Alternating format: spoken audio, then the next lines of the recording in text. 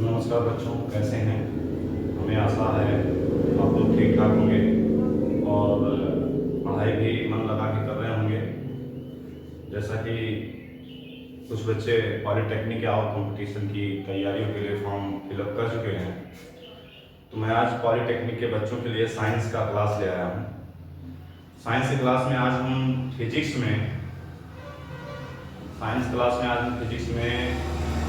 गति के समीकरण के बारे में जानेंगे। गति के समीकरण को समझेंगे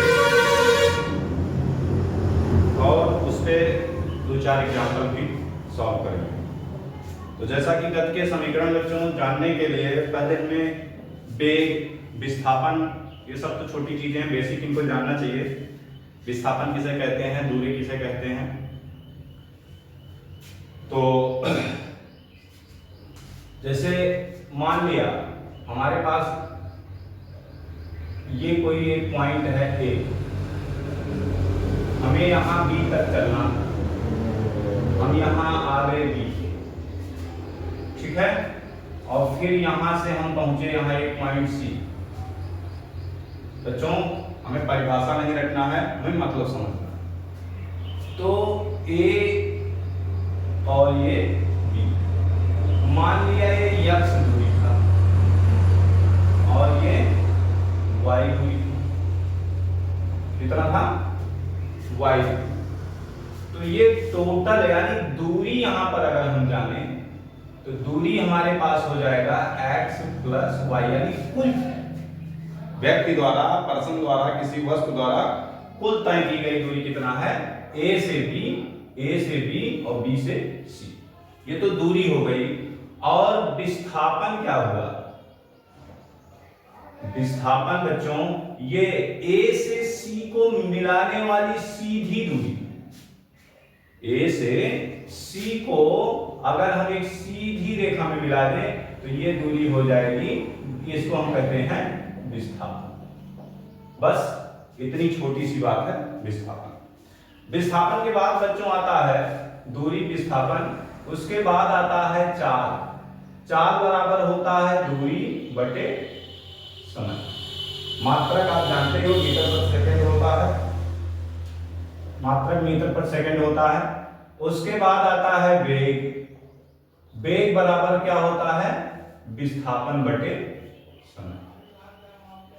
जैसा कि हमने आपको बताया कि हम आपको गति का समीकरण बताने जा रहे हैं। क्या बताने जा रहे हैं? गति के समीकरण। तो गति के समीकरण के लिए इतनी छोटी सी जानकारी हमें जरूरत थी। अब इसके बाद आता है गति के समीकरण। गति के समीकरण बच्चों हमने आपको बताया कि हम पॉलिटेक्निक जो एंट्रेंस एग्जाम है उसकी तैयारी के लिए आप लोगों को प्रिपेयर करवा रहे हैं।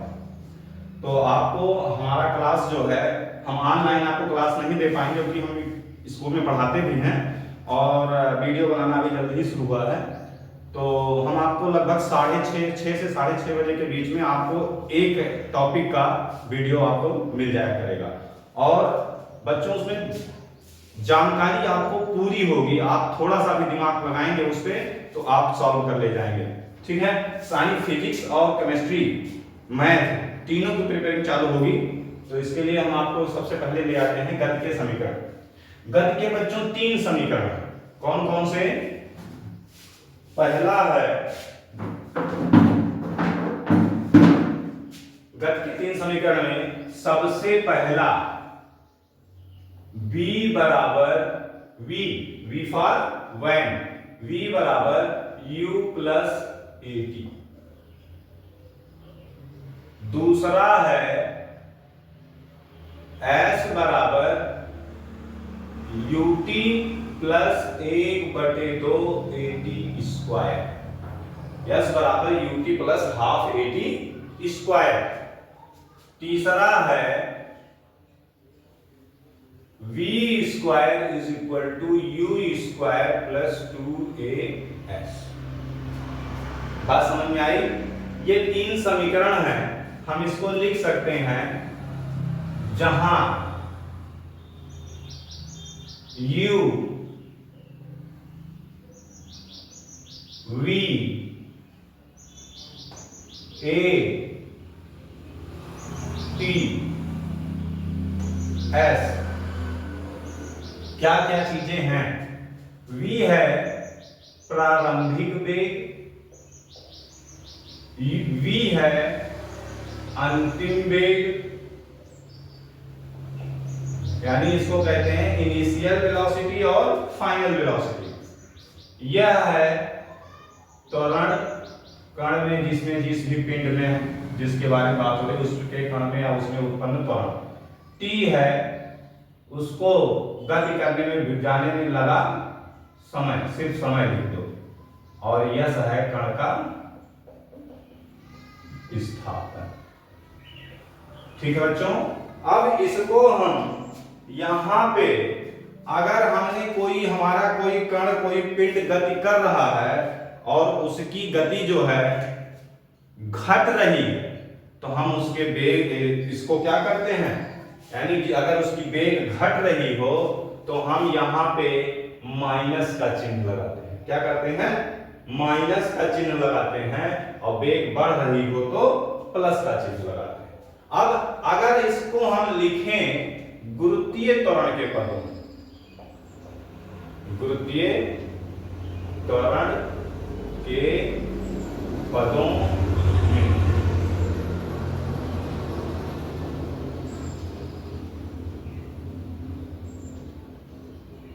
तो क्या हो जाएगा?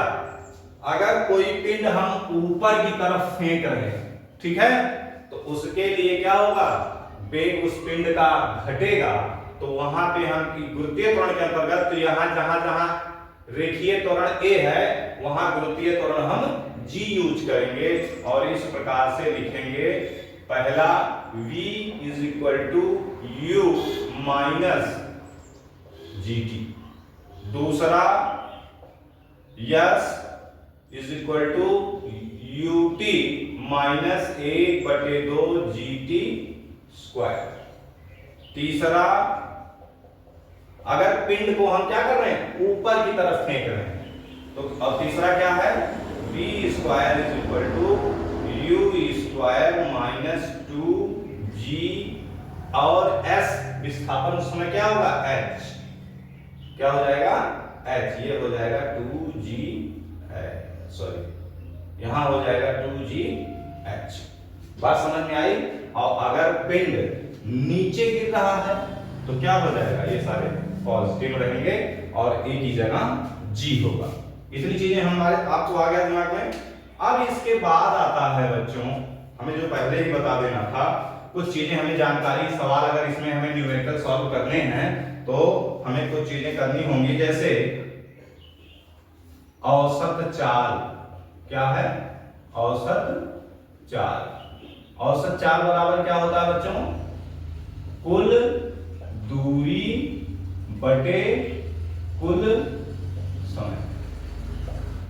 जैसे हमें कोई एक, अभी हमने स्टार्टिंग में बताया कि A से B तक और B से C तक, तो A से B और B से C यानी A से C तक कुल दूरी बटे A से C तक जाने में लगा कुल समय। ये तो हो गया औसत चाल। उसके बाद आता है बच्चों औसत वेग। बच्चों आपको फॉर्मूला इसलिए बता रहे हैं, हम इस पे एग्जांपल अभी न्यूमेरिकल सॉल्व कराएंगे। तो औसत वेग क्या है? औसत वेग बराबर होता है कुल विस्थापन, कुल विस्थापन और बटे कुल समय, कुल विस्थापन बटे कुल समय। ठीक है बच्चों, हमने आपको गति के समीकरण बता दिए, औसत चाल बता दिए, औसत वेग बता दिए, वेग क्या है वो बताया, विस्थापन क्या है वो बताया। यानी हमें गति के समीकरण पढ़ने के लिए, गति के समीकरणों को समझने के लिए या गति के समीकरण से संबंधित न्यूमेरिकल आंकिक प्रश्न हल करने के लिए हमें इतनी सारी चीजों को करना आवश्यक है। अगर हम इन सबको याद रखेंगे, इनको तैयार रखेंगे, तो न्यूमेरिकल यूं चुटकियों में ऐसे सॉल्व कर लेंगे। ठीक है, तो हमारे पॉलिटेक्निक की एंट्रेंस एग्जाम की तैयारी कर रहे बच्चों के लिए ये फार्मूला आप 2 मिनट में याद कर लो, उसके बाद हम आपको न्यूमेरिकल देते हैं। ठीक है, न्यूमेरिकल आपको हम यूं चुटकियों में सॉल्व करवाते हैं, तो इसको आप फिलहाल नोट कर लो। तब तक के लिए हम आपको न्यूमेरिकल इस पे लिखते हैं। ठीक है, लिखने में बच्चों टाइम लगेगा 2 मिनट, हम आपको करके दे दें।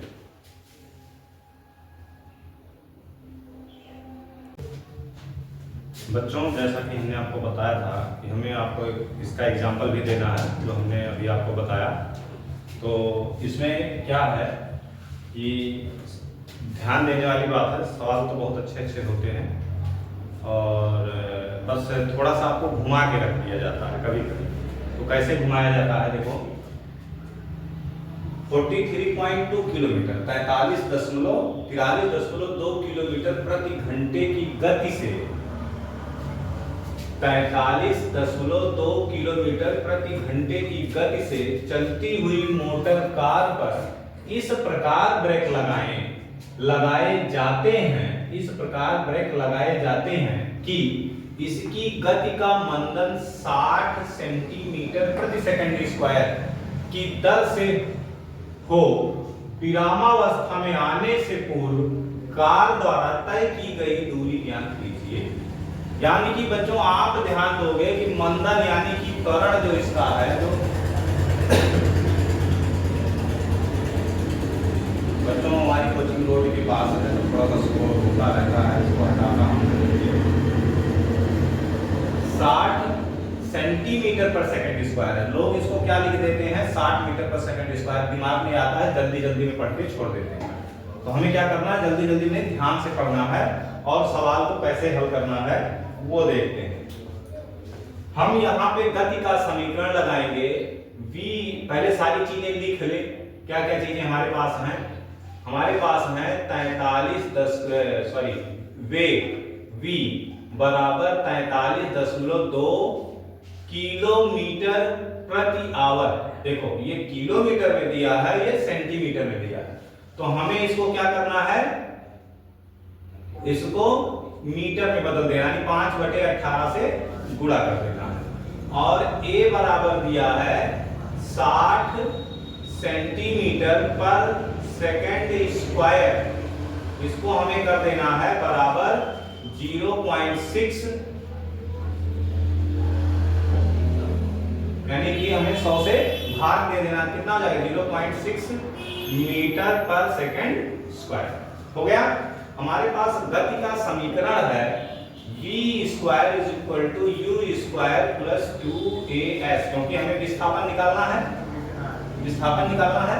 तो विस्थापन के लिए बच्चों हो जाएगा ये कितना, ये हो जाएगा 0, यानी और ये है 43 यानी 43.2 इंटू 5/8 का स्क्वायर और इज इक्वल टू यहाँ u का स्क्वायर यानी 0 का square plus 2 into 0.6 into s हो जाएगा। तो s बराबर क्या होगा, हम लिखेंगे इसका जब स्क्वायर करेंगे तो ये हो जाएगा 43.2 इंटू 5 इंटू 43.2 इंटू 5, ये हो जाएगा और divide by 18 into 18 is equal to, जब 6 से इसमें हम मल्टीप्लाई करेंगे तो 6 दूनी 12 बराबर 1.2s।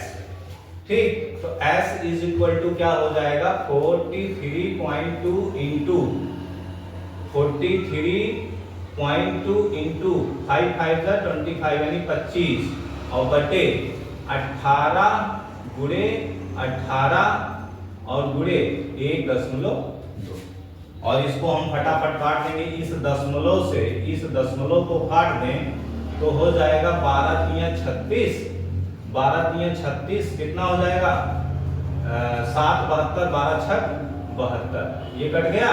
18 से काट दो और ये आ जाएगा 2 बार जाएगा, और 2 से इसको काट दो ये 9 हो जाएगा, और इस प्रकार से हमारे पास हो जाएगा, इसको काटो 9 4 36 4.8 आ जाएगा, हमारे पास आ जाएगा 4.8 8 गुणे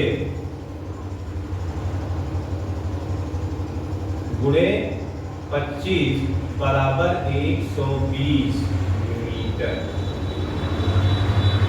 अब हमारे पास